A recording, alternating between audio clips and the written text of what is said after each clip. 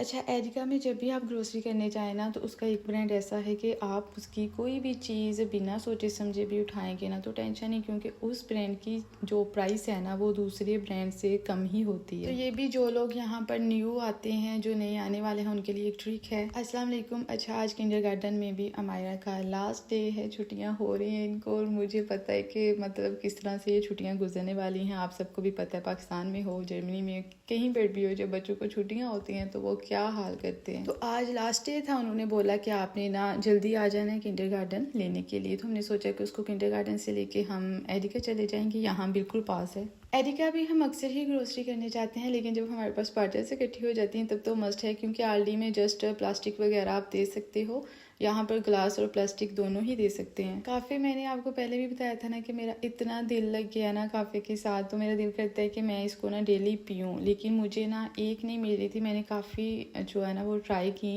जिससे वो creamy type बनती है। अगर आपने कोल्ड काफ़ी बनानी है तो वो भी मज़ा आए। तो अभी मुझे समझ आई, मैंने चैट जीपीटी से पूछा तो उसने बताया कि जिसके ऊपर क्रीमा लिखा गया होगा ना वो होगी मेरे मतलब की। तो यहाँ पर आज काफ़ी देर तक ना मैं बस उसी सर्च में रही कि कौन कौन सी हैं, कौन कौन सा ब्रांड है, क्या क्या उनकी प्राइस है, किसकी प्राइस कम है, किसकी ज़्यादा है। नेस्कैफ़े की प्राइस जो है ना वो कम थी, और ये मेरे ख्याल से मोस्टली चलती ही है। यहाँ पर भी एरिका में स्पाइसेस वगैरह थोड़े थोड़े से मिल जाते हैं, लेकिन इनकी प्राइस जो है ना वो बहुत ज़्यादा होती है मोस्टली चीज़ों की। अच्छा, ट्रिक पता है क्या है एरिका में? अगर आप ग्रोसरी करते हो, योगर्ट है, दूध है, और बहुत सारी चीज़ें हैं क्लीनिंग के रिलेटेड हैं, कुछ भी है, बटर वगैरह, वाशरूम के लिए आप कोई भी चीज़ें जो है ना लेके आ रहे हो, कैन फूड्स हैं, कुछ भी है ना जिसके ऊपर गुड उनगुंस्टिंग लिखा गया है ना, ये जो सामने आपको नज़र आ रहा है रेड वाले में लिखा गया, मतलब वाइट लिखा गया है रेड में, बस आप इनको बिना सोचे समझे उठा लिया करो। दूसरे ब्रांड्स देखने की ज़रूरत नहीं। अगर इस ब्रांड में है वो वाली चीज़ जो आपने लेनी है तो बस आप इसी को लिया करो, क्योंकि ये बहुत ही क्या उसको बोलते हैं, चीप ब्रांड है एरिका का। तो जितने लोग भी नए आते हैं, जब मैं नहीं आई थी तो हम जाहिर है वो देखते हैं, सर्च करते हैं कि मतलब कौन सी चीज़ सही है, कौन सी चीज़ की प्राइस जो है ना किस ब्रांड में रीज़नेबल है। तो अभी ये कि मैं आपको बता रही हूँ कि आप जब भी आएँ यहाँ पर एरिका में जाएँ ग्रोसरी करने के लिए, तो आप बिना सोचे समझे बस इस ब्रांड की चीज़ है जो आपने लेनी है तो बस इसको उठा लेना। आप भी कहते होंगे इतना ज़्यादा चिकन ले लिया, कौन खाएगा ये। अच्छा, बात ये है कि पास्ता वगैरह जो है ना वो मोस्टली मैं ही ज़्यादा खाती हूँ, इमरान बहुत कम खाते हैं, और कभी कभार तो वो खाते भी नहीं है।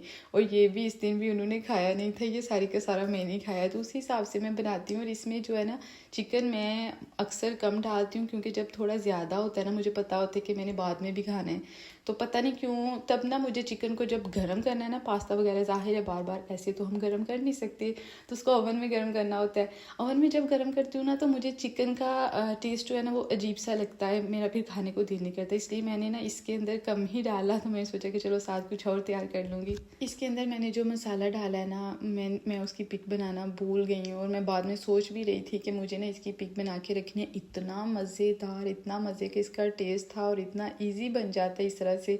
और मुझे लगा कि मैंने ना व्लॉग में इसको अच्छे से इसका शॉट लिया होगा, लेकिन उसका अभी भी नहीं लिया।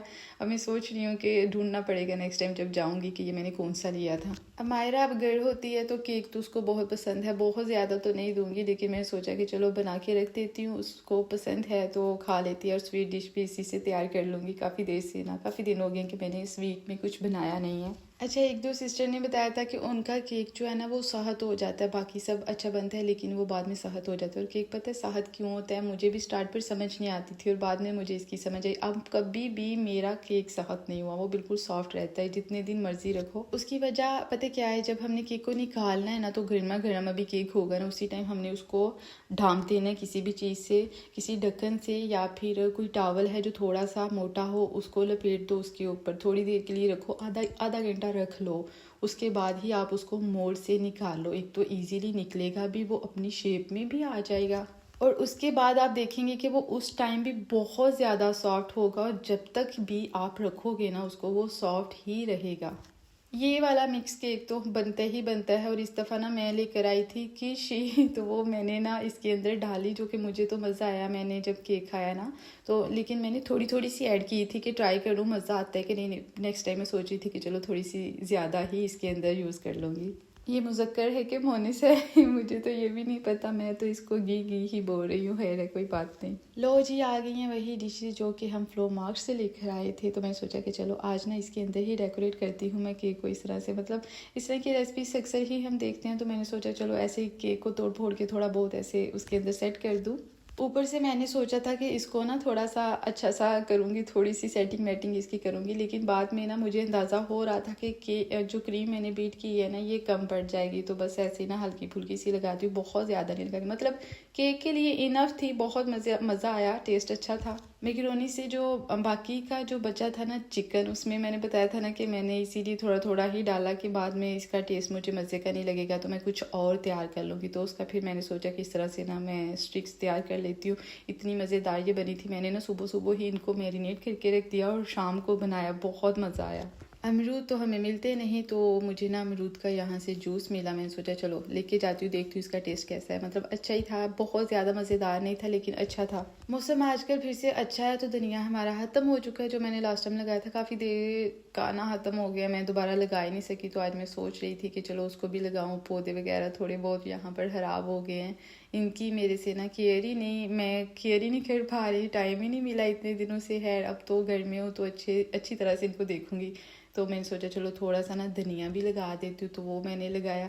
लेकिन मुझे पता है कि आज इन दिनों में जब गर्मी होती है ना, मैं सोचती हूँ कि गर्मी में वो जल्दी अच्छा हो जाता है ना, तो जब मैं लगा देती हूँ ना नेक्स्ट डे ही बारिश आ जाती है, नेक्स्ट डे ही मौसम ठंडा हो जाता है। और इस दफ़ा भी मुझे पता है होगा ऐसे ही। बहुत सारे काम हैं जो कि मैंने सोचा हुआ था कि इसको किंडरगार्टन से छुट्टियाँ होंगी तो मैं करूँगी, क्योंकि आबिश है और आबिश को टाइम देना है। इसको किंडरगार्टन छोड़ के आओ, लेने आओ, और बस पर इतना ज़्यादा टाइम वेस्ट होता था उसका वेट करने के लिए। लेकिन जो जो काम मैंने सोचे हुए थे वो तो सारे मुझे डन करने हैं। सबसे पहले मैंने सोचा हुआ था कि चलो घर की सफाई तो मैं रखती ही हूँ, लेकिन डीप से डीप क्लीनिंग एक दफ़ा हो जाए। सारे कपड़े वगैरह वॉश करने हैं, अच्छे से इसकी सफाई करनी है। मुझे अपने कपड़े कुछ ऐसे हैं, बहुत सारे हैं जो कि सेट करने थे, और मैं ना मशीन रख ही नहीं पा रही थी, स्टिचिंग मेरे से हो ही नहीं रही थी, टाइम ही नहीं मिलता था। तो मैंने सोचा कि इन छुट्टियों में वो सब के सब सेट करके रख लूँ।